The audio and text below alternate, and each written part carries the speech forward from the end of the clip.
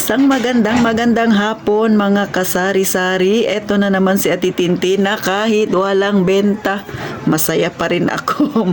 Nga pala maulan-ulan dito sa amin sa lungsod ng Puerto Princesa City, Palawan. Kayo, kumusta ba ang inyong panahon dyan mga kasari? So ngayon dahil linggo, mag-real talk tayo mga kasari ha.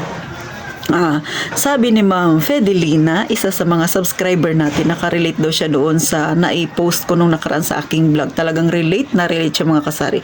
Dahil malaking pera ang nawala sa kanya. Hindi lang isang daan, hindi lang 200, hindi lang 10,000 ang nawala sa kanya, kundi malaking halaga. Magkano? 900,000. So, halos mag-1 milyon na mga kasari.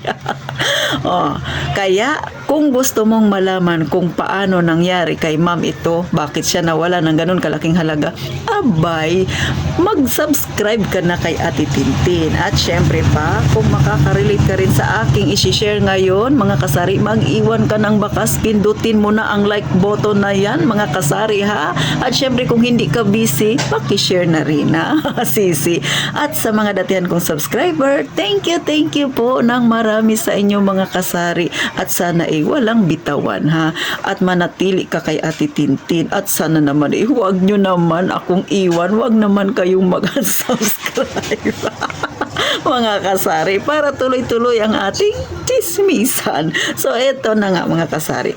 So, napanood ni ma'am yung aking na-vlog nung nakaraan ukol sa isa sa ugali natin na minsan hindi maganda, yung sobrang kabaitan. Ulitin ko ha, hindi masama ang maging mabait. Pero pag sobrang mabait ka na, naaabuso ka na. Gaya ng nangyari sa isa nating subscriber kay Ma'am Fedelina. So, siguro itong friend ni ma'am sobrang nagmakaawa sa kanya. Sobrang nagchichika ng mga nararamdaman niya. Sobrang nangako kay ma'am. So, si ma'am naantig ang kanyang damdamin. So, ang nangyari, bumigay si ma'am. Siguro dahil naawa rin si ma'am. At syempre, may ipinangako itong kaibigan niya na pag nanghiram siya ng pera at nakahiram nga kay ma'am ng hindi birong halaga, may tubo siya na 10%. Yan ang ipinangako niya. So, malaking halagang 10%. Kung buwanan ang pag-uusapan ninyo mga kasari, kung 1,000 ang pinahiram mo, kung 10% sa loob ng isang buwan yan ay 100 pesos. So, kung 10,000, so may 1,000 ka. Kung 100,000, may 10,000 ka sa isang buwan. Ang hiniram ng kaibigan ni ma'am sa kanya ay 900,000. So, meaning, sa 900,000, malaki-laking halaga din sana ang tutubuin niya, which is kung sa bangko yun, ay hindi tutubo ng ganun kalaki. So, dahil nananahimik ang pera ni ma'am at dumating itong kaibigan niya, nagchichika ng kung ano-ano. So, nabagabag ang kalooban ni ma'am. Ayan, napahiram ni ma'am ng hindi birong halaga, 900,000. Pagkalaki-laki, ma'am. Hindi pa ako nakahawak niyan, ma'am. Si Ate Tintin, ha? Ito real talk. Hindi pa ako nakakahawak ng 900,000. Kahit nga 500,000. So, para sa akin, malaking halaga na yun mga kasari. Sa totoo lang, ako nagpapahiram din ako dati ng pera, tubuan, pero hanggang 1,000, 2,000. Pinakamalaki ko siguro na napahiram mga kasari hanggang 10,000. So, yun na yung pinakamalaki kong pera na napahiram sa kaibigan ko na nagpapatubo ako. Pero tinigil ko na. Kaya sa may mga perang extra dyan, ha? Na nasa bangko. Tapos lalapit yung kaibigan ninyo. Tapos sasabihin, manghihiram sa inyo, tutubuan ko kayo ng 10%.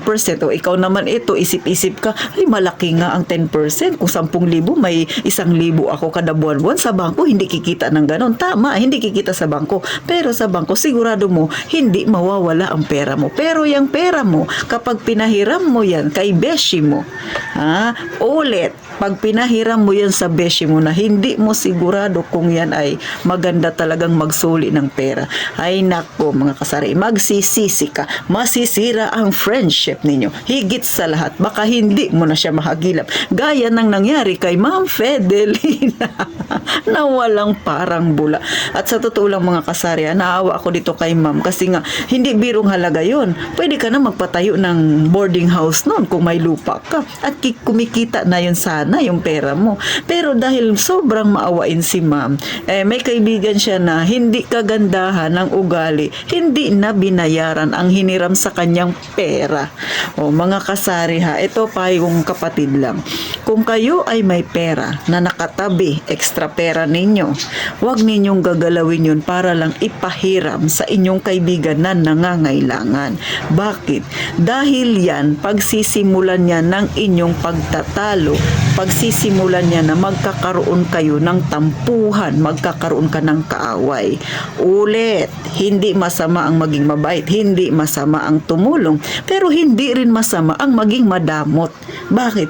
Kasi yung sobra nating pera na mga kasari ay para yan sa ating pamilya. Yung sobrang pera na yan na inaakala mo na wala kang paggagamitan, darating ang panahon kakailanganin mo yan sisi nang hindi mo inaasahan.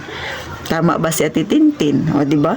So, mag-ingat mga kasari. Sabi ko nga, kung may kakayanan kang tumulong, tumulong ka na halaga na pwedeng kahit hindi niya nabayaran, okay lang yun. Tumulong ka na yung kahit sabihin natin na ibigay mo na lang sa kanya. Kung nangangailangan siya ng 1,000, manghihiram siya ng 1,000 dahil ang buhay ninyo ay parehas kay Ate Tintin, ng 1,000 ay malaki na. Ay kung hindi mo kaya 1,000, eto sisi, 100 lang talaga ang kaya ko. O, ibalik niya man o hindi masakit sa loob mo, hindi pa kayo nag-away ng kaibigan mo. Pero kung gusto mong malaman ang tunay na ugali ng kaibigan mo, magpahiram ka. At wag mo siyang singilin. Tingnan mo kung magbabayad siya sa iyo. Malalaman mo ang tunay na ugali ng beshi mo pagka pinahiram mo siya ng pera. Pero mga kasari, wag niyong susubukin. Lalo na yung ganito kalaking halaga na pinahiram ni Ma'am. Hindi talaga biro mga kasari. Pwede ka nang bumili ng sasakyang motor.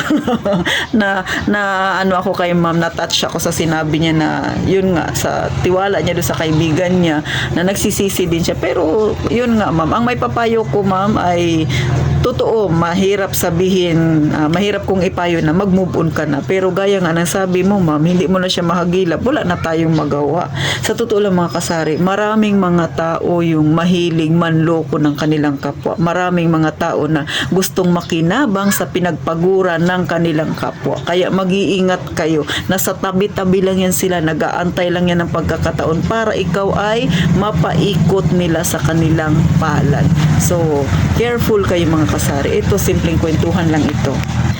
Simpleng pagpapaalala lang ni Ate Tintin na ang pera natin mga kasari ay pinaghirapan natin yan. Yung iba ilang buwan, ilang taon na inipon yan. Kung ang buhay ninyo ay kagaya kay Ate Tintin, nasa masang pamumuhay, ang 1,000 ay malaking halaga na yan mga kasari. So ako naranasan ko rin na maloko ako. Pero hindi malaking halaga. Pero sa totoo lang, kahit hindi malaking halaga, yung nahiram nila sa akin, ay para sa akin, malaki pa rin yun. Bakit? Pinaghirapan ko yung pera na yun. Lalo na nung hiniram nila yung pera na yun ay nagtatrabaho pa ako, so isa akong gwardiya, so ilang oras kong pinagtayo-tayuan tapos pinahiram ko lang nang wala nang saulian. So maging aral ito sa atin mga kasari, lalong-lalo na po yung mga kasari natin na nagsisikap na kahit papano ay makaipon. Huwag nyo pong ipahiram sa mga kaibigan ninyo o kahit kamag-anak ninyo yung pera na pinagpaguran ninyo. Inyo po yan. Kung gusto ninyong tumulong kayo. Yung kaya nyo lang mawala na halaga sa inyo mga kasari. Please lang makikiusap si Ate Tintin para kahit papano ay hindi ganun kabigat sa ating damdamin kung sakaling hindi niya nabayaran yung pinahiram natin na kaunting halaga. So hanggang dito na lang mga kasari. Sana nakakuha kayo ng kaunting aral. Sana i-share din ni Ma'am. Salamat sa iyo Ma'am. Sana po kahit papano ay napagaan ko yung kalooban ninyo dahil sa totoo lang mabigat yung ganyang kalaking halaga. Kailangan may mapagsabihan ka minsan yung bigat ng damdamin mo. Sana ma'am ay makamove on ka na, pero alam ko mahirap mag-move on sa ganong kalaking halaga, pero wala na tayong magawa, gaya nga ng sabi mo ay hindi na siya mahagilap. So pag-pray na lang natin, ma'am, no? Yung mga ganyang klaseng tao, bahala na si Lord sa kanila. So mga kasari, hanggang dito na lang, gaya nga ng palaging sinasabi ni Ate Tintin, mag-iingat tayong palagi mga kasari.